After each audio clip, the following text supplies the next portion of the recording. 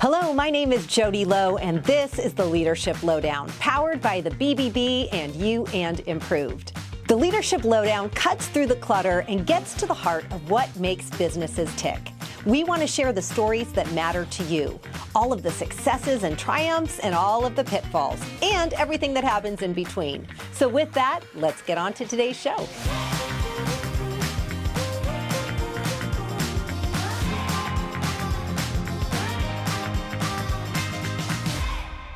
Welcome to the Leadership Lowdown, and I am so excited because I just had the opportunity to actually formally first meet Bob Dalton of many different backgrounds, Sackcloth and Ashes, most recently local, which is going to be the biggest thing in terms of new ways to connect communities. So we have so much to talk about, Bob, and I'm so excited to meet you. So thank you for being here. Yeah, so excited. Yeah, it's awesome. So I actually first heard you speak at a BBB Torch Awards many years ago, and I think I, along with everyone in that room, was moved to tears hearing your story, your background. So if you could take us a little down a trip down memory lane for you, but introduce those that don't know a little bit about you, your journey, and how you created Sackcloth and Ashes first, and then we'll go into some of all of your other ventures. Yeah, sounds great. Back in 2014, I started my first company called Sackcloth and Ashes, and for every blanket we sell, we donate a blanket to your local homeless shelter. And the concept of it was inspired by my mom, who experienced homelessness, and her journey really changed my paradigm of how I view the homeless community. I was compassionate about a lot of issues, and homelessness was not really one of them that I had empathy towards, because my attitude toward it was, somebody holding a sign, you should just go in and apply for a job.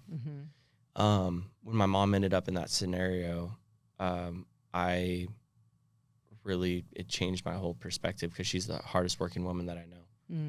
And so, so it inspired me to call homeless shelters to see what they needed, and they said blankets. Wow. And I started selling blankets out of my trunk.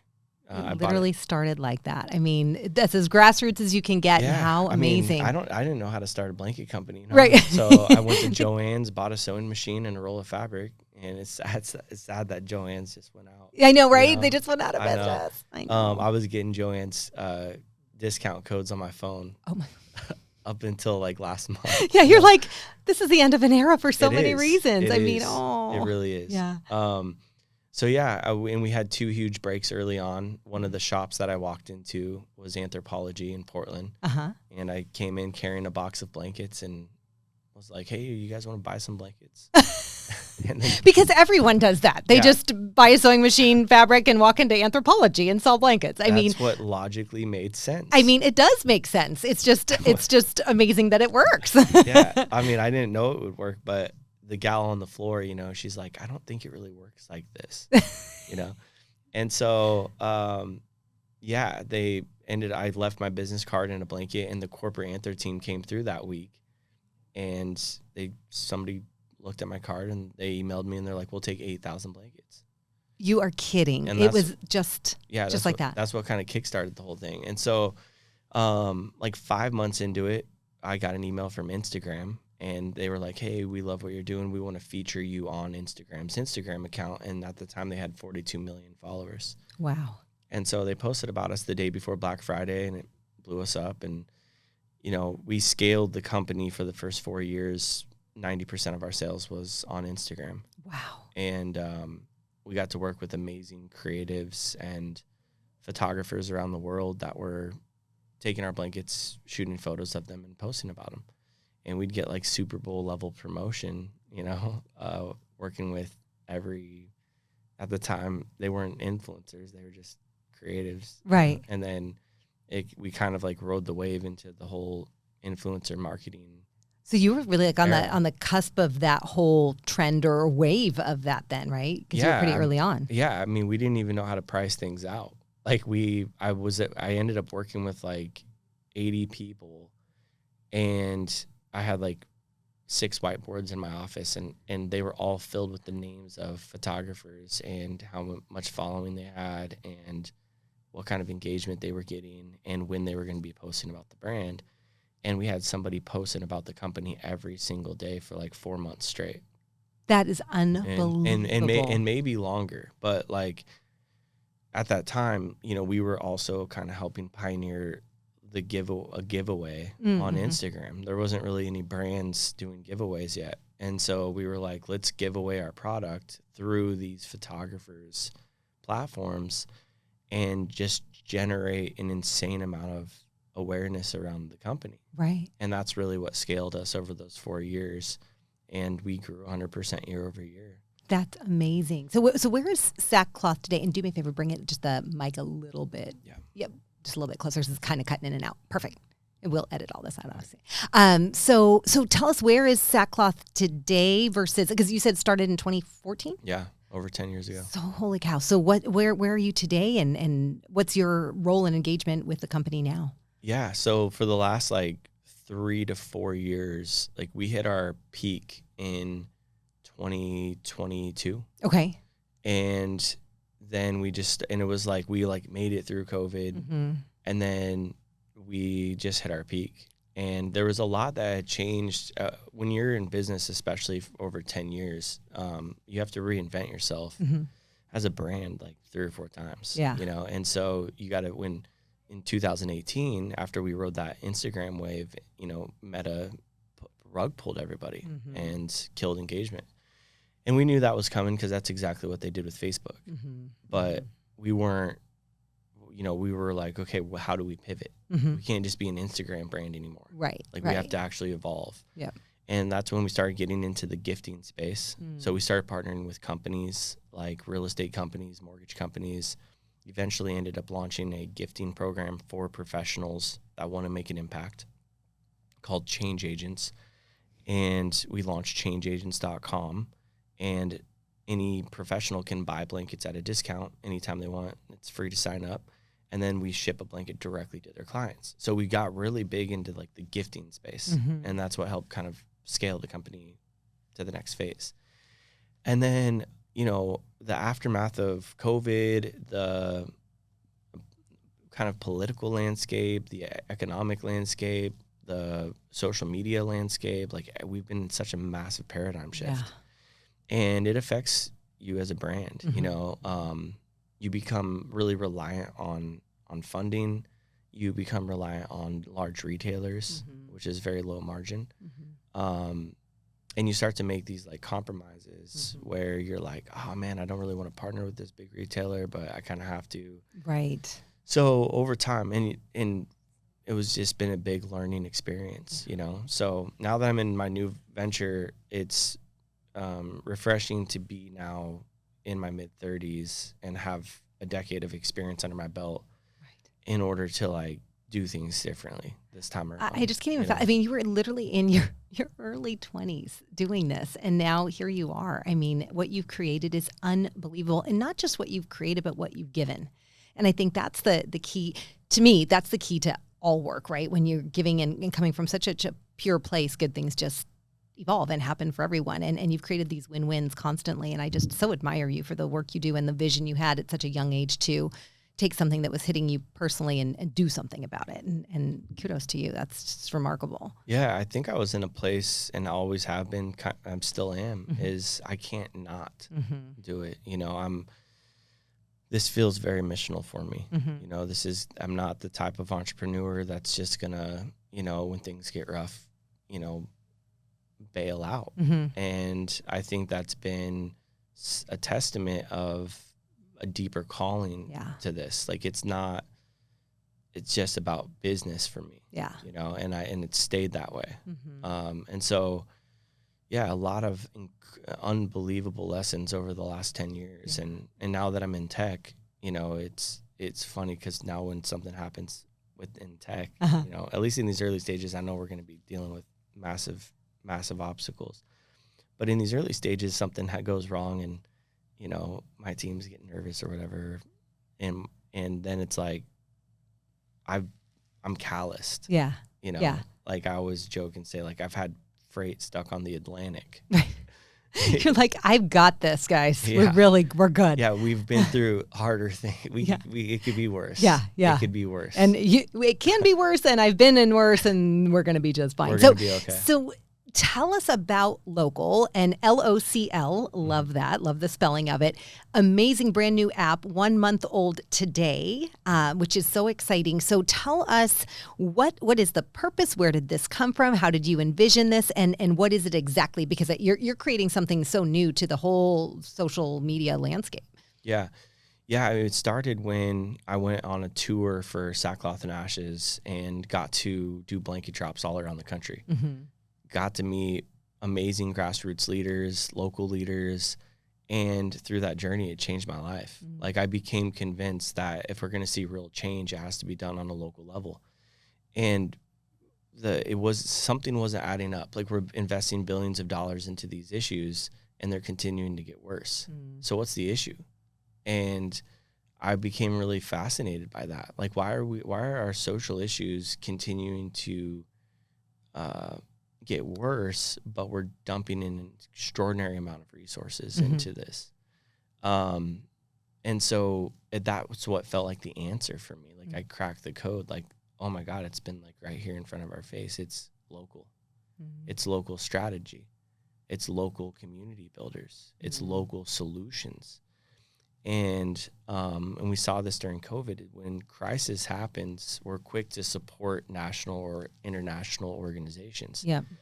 But if we kept our resources locally, we would make far more impact, ironically. Mm. And so that's kind of what I picked up on, is like, when you're a mid-sized or small community and you invest resources outside of your city, chances are that those resources aren't coming back.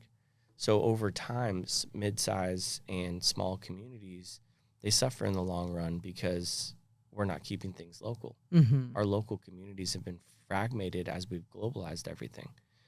And so that was the time that I started to look into the philosophy of localism.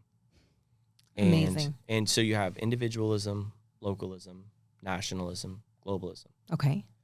And localism isn't even a part of the conversation. Yeah. You've heard of the other three. Yeah. Localism is so nuanced that I ended up buying the domain. And it's like, how this has been, I've just been fascinated by, it was only 200 years ago that we didn't travel or communicate outside of a 50-mile radius. Wow. Or 20-mile radius. Wow. And most of human history operated that way. Yeah. So people lived in community almost for all of human history until the last 200 years, when we globalized everything. Mm-hmm. We've globalized commerce, finance, and communication. Sure. And now that we've globalized everything, we are living in a world and a perspective that most of human history have never operated in. Mm-hmm. And globalization's done some good for the world, but it's also fragmented our local communities, damaged our planet, and caused us to become more disconnected, ironically. Mm-hmm. And so I started looking into localism. And then the second thing that inspired Local was, I've been a student of communication for a really long time. Mm-hmm. It's the only thing I want to master in my lifetime is communication. And I grew up in the era of social networking. Mm-hmm. I was in junior high and high school when Facebook and MySpace and MSN Messenger all came out. And the goal of social networking was connectivity. Mm-hmm. We want to help you stay more connected to the people in your life when you're not with them. And it started off great. Mm-hmm. Social networking the intention was pure. it was very pure. It was, we want to help you stay connected. Mm-hmm. And then about 2012 to 2014, social networking had died off and it evolved into social media. Mm-hmm. And social media, the goal wasn't connectivity, it was content. Mm-hmm. So this last decade has been all about content. Content creators have been the influencers. Mm-hmm. So I started to have this like intuition of this new paradigm shift that was happening in online communication. And it's not somebody that's just used these platforms. Like, I grew up in it and then I built my brand on it. Mm-hmm. So I've had this like, you've had an intimate relationship with the tools. with understanding like how they work, how they operate, where are things heading, what are the trends, where, and so the thing that I was like, I stumbled on localism, and then I start looking at the local digital landscape, and I'm like, oh my God, like this has been neglected.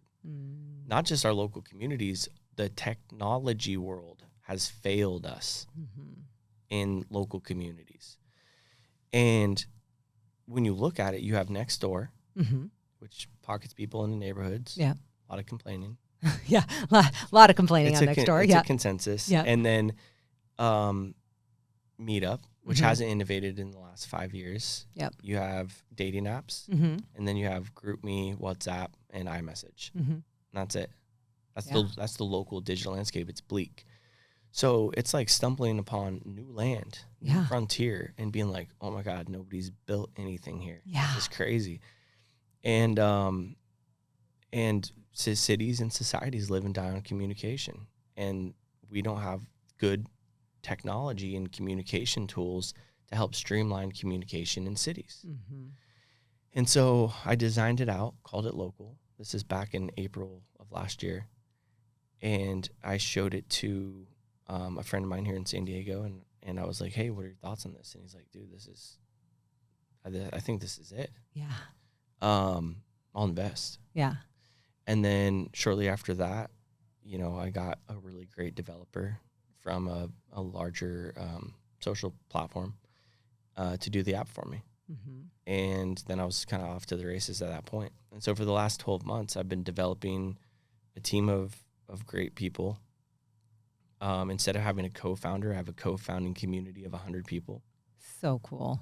And we've raised some additional capital. And so, we launched a month ago, and the concept of Local is you can create or join any digital community within a 50-mile radius.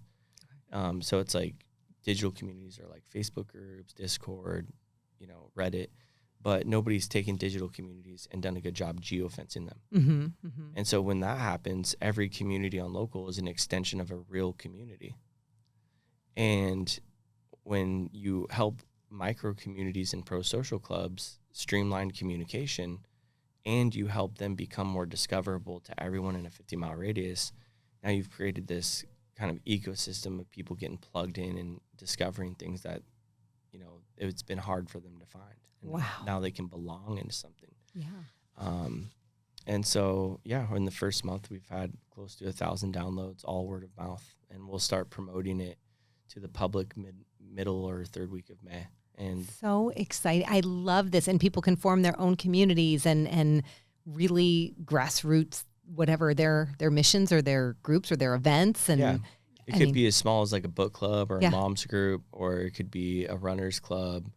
It could be a pickleball community. It So could be great. a dating community. It could be a church, nonprofit, Amazing. neighborhood. I'm so excited. I downloaded it yesterday, and I'm so excited as I was playing around with it, just even, in its infancy. I'm like, this is amazing. It's really brilliant. I'm so excited to see where this goes and how it's going to bring people together in a world that's so fragmented. So Yeah. I love where you're going with this. So exciting. Yeah. So exciting. So the goal now, mission, just continue to grow, obviously more funding to help expand it to where you need and want it to go. Yeah, I'm going to be raising some additional capital in these early stages, only from angels, and opening it up on wefunder.com for public investment. Okay. And so you can actually go on the app, click the menu, and anybody can invest in Local. Wow. So cool. As low as like $500. So you can have shares. So it will be community owned. That's so cool. And somebody made an investment about a week and a half ago, and you can leave a note. Uh-huh. And he said, I'm a farmer in Fargo, North Dakota. And I was like, yes, this is going to be owned by the people. This is so cool. Bob Dalton, you are amazing. And in my mind, I mean, even before we started the show, I was like, I need to introduce so-and-so and so-and-so and so-and-so. So I just love everything about this. This is so powerful. And one of the things I think that just stands out to me in again, not knowing you personally until really today, beyond a brief introduction, but in hearing you speak and learning your backstory. And it's rare to find people that are so truly connected to their cause and purpose and don't get sidetracked, derailed, distracted by the gain, the plus, the money, the whatever it is. And,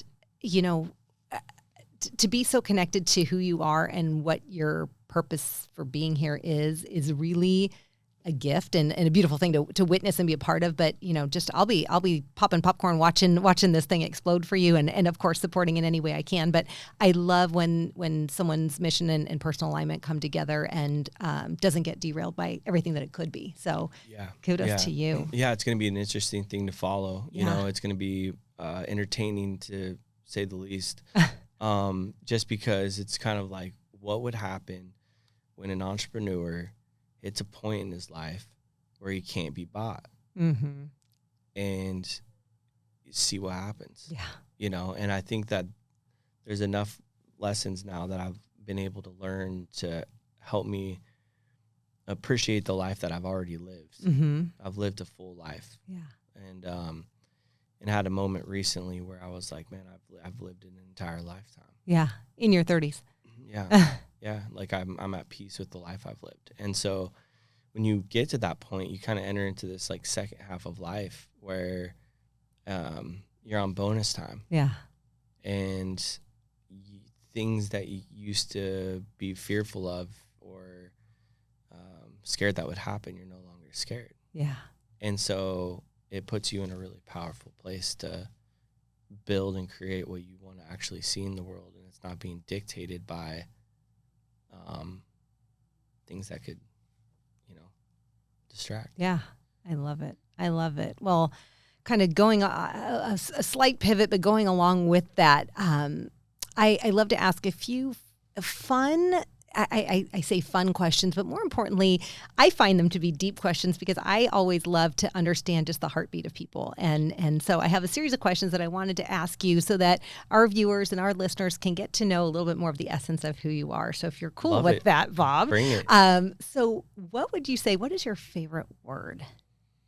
Oh, man, I knew you were going to ask this because you used it as an example. But that's good. You didn't prepare. I got it. It's actually not a real word. Okay. But it's spelled HUMN. Okay. Human. Human. And it's my abbreviated word for human. I love that. And I don't know. I just love it so much. And one of my goals here in the next 30 to 60 days is we're going to be replacing the word user in all of our code with the word human, because the only two communities that the word users used in is the tech community and the drug community. And so we're going to make it a company policy and say we are not allowed to use the word user in our company, and we're going to take it as far as changing our code.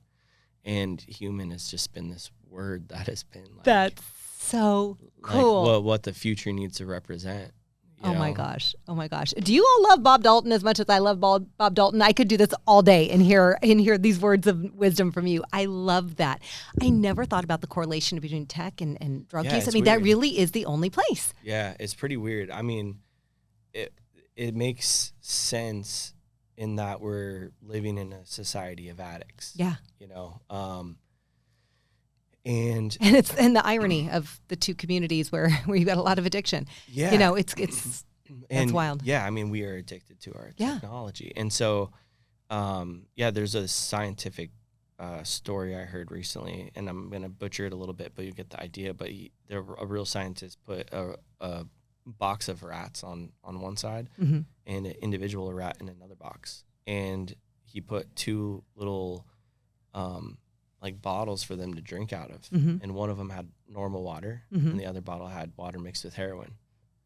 And then same with the singular rat, you had the same thing, water that was clear and water that was mixed with heroin. And the individual rat ended up only drinking from the bottle that was mixed with heroin until he died. And then the community of rats, they all drank from the pure water.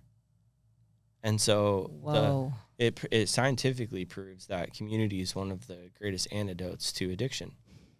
And so, I don't know how true this is, but it's something I'm exploring, is that I don't know if we have a drug problem in the United States. I think that we have a community problem. That's pretty deep, and that's probably pretty spot on. Yeah, I think that we're lacking community. It goes to that root cause, right? Like what's causing what? Yeah. Wow. And when you don't have that community, you typically, that's Instagram. Like, here's my friends, here's my community, here's my people. Another funny terminology is that it's called Instagram. Wow. You're like having all these light bulb moments for me over here. I never, ever thought of it that way. That is weird. Okay. Okay. Well, on that note. Yeah, sorry. But you're making me think, and I love it. I love it. Challenging everything you think you know with Bob Dalton. What would be your least favorite word? The first one that came to mind, this is so dumb. This is pickle. Pickle? I hate the word pickle. Do you really? I think it's just because I hate pickle. I don't like pickle. You don't like pickle, so you don't like the word pickle. That's the first thing that came to mind. It's guilt by association. The poor pickle. What did the pickle do to you? I don't know. Do you play pickleball? No. No, because you hate the word. No, that's fair. That's probably why subconsciously You're like, I can't do it. Tennis only. Yeah. I love it. What would you say? And there's probably a million answers you have for this question, but what turns you on, whether it's creatively, spiritually, or emotionally? Like, what just lights you up? Like what inspires me? Yeah. I mean, take it in whatever context you want. Oh, man. It's a great question. There is a lot. Lately, it's just been like sitting in my car and listening to good music. Yeah. Gets you going. It does. Like it really allows me to, take a minute and process things and process. Favorite artist or group or? I've been listening to all kind of. Lately, I've been listening to some like Japanese music. Oh, cool. Because I need to make it to Tokyo this year. I don't know why. It's just you just feel it. Go. Yeah. I love this. You're fascinating and so inspiring. I love it. You're just like, you have a feeling. I'm on that bourdain journey. Yeah, you are. You are. Absolutely. I love that. Okay. I'm just so excited. There's so much to unpack here. I literally could talk to you for hours. So what, I guess on the opposite end of that, what turns you off? Like what just, no, you're not good with? Oh, man. In work or personal? Sure. Okay. Yes. You can have two answers. Man, everything's been dual lately. Yeah.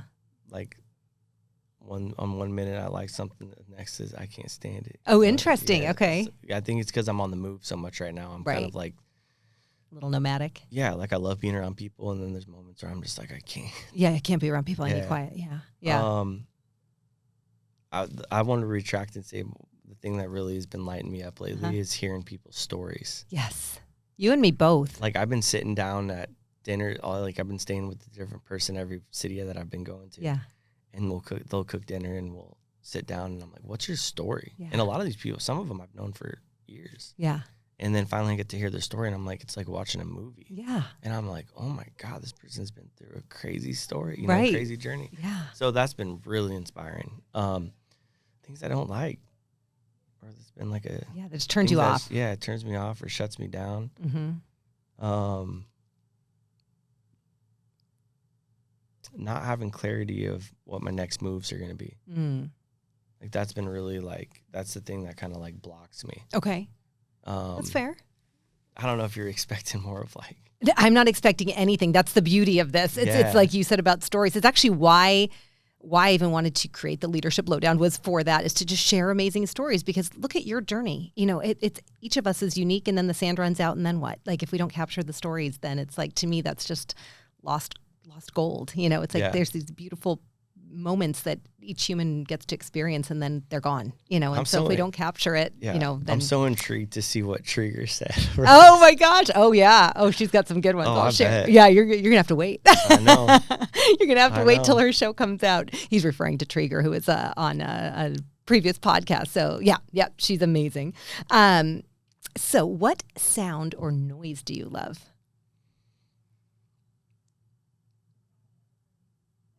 Piano. Oh, nice. Do you play? No, I don't, but you just love the sound of it? Yeah, one of my closest friends is like a master piano player. Oh, you can just listen to that. I just love piano, yeah. I listen to piano a lot. Yeah, that's awesome. That's awesome. What sound or noise do you hate?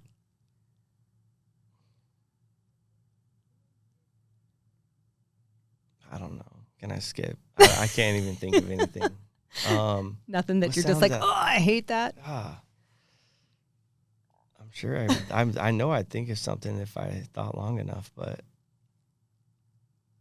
Yeah, I don't know. No. Okay, we can come back to it. It'll hit you like at 3 in the morning. God, okay. See? Yes. There you go. It always happens. This is a good one that I never get to say on interviews, so this is fun. I hate when people are eating on a Zoom call. Yes. Oh my God. That and or on the phone. Yeah.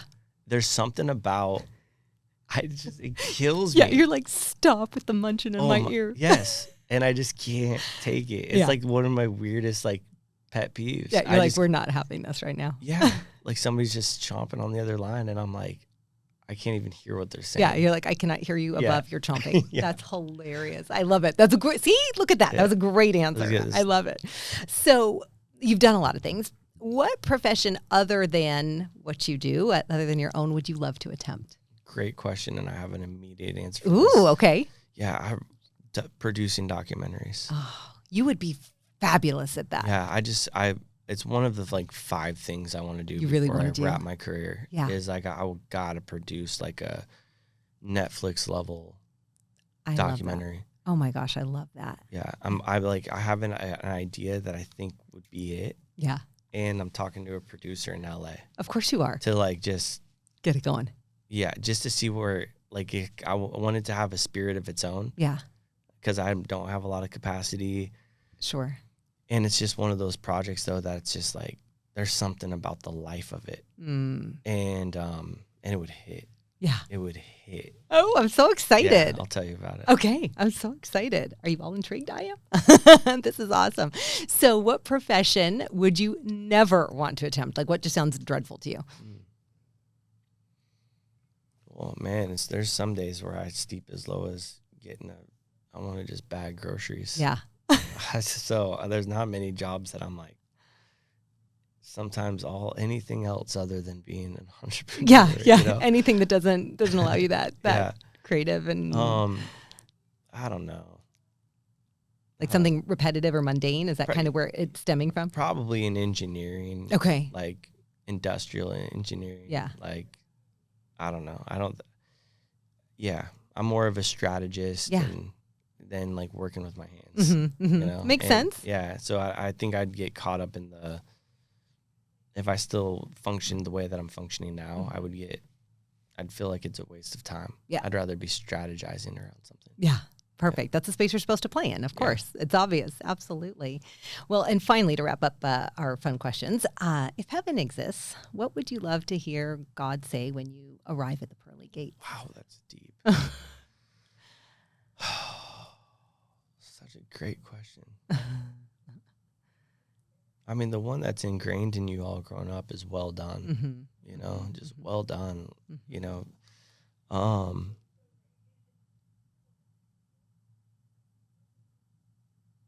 I don't know. I'll go more of the humorous route and say you made it.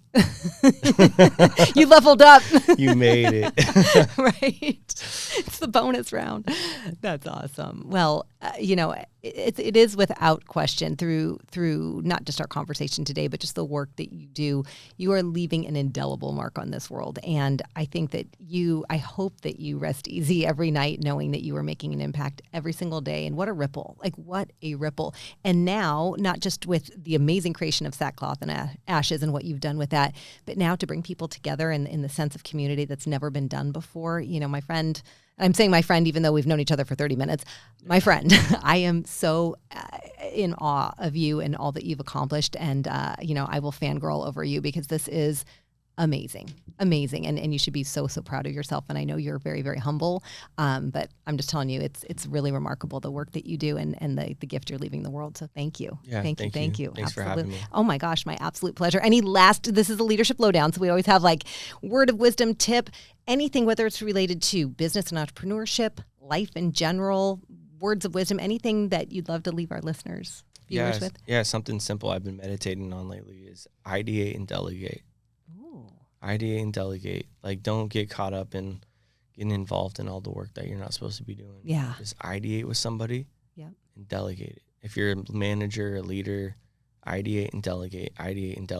Trust. That's so cool. That's awesome. What a wonderful gift to leave everybody with. I love that. Well, thank you, Bob Dalton. I so appreciate you and all that you do and making time, literally flying in minutes before just to be on the show today. So thank you for that. And thank you to our listeners, our viewers. Again, my name's Jody Lowe, the Leadership Lowdown. Appreciate you all being a part of this journey with Bob and I today. And with that, remember to stay curious because leaders are learners, and keep leading with love.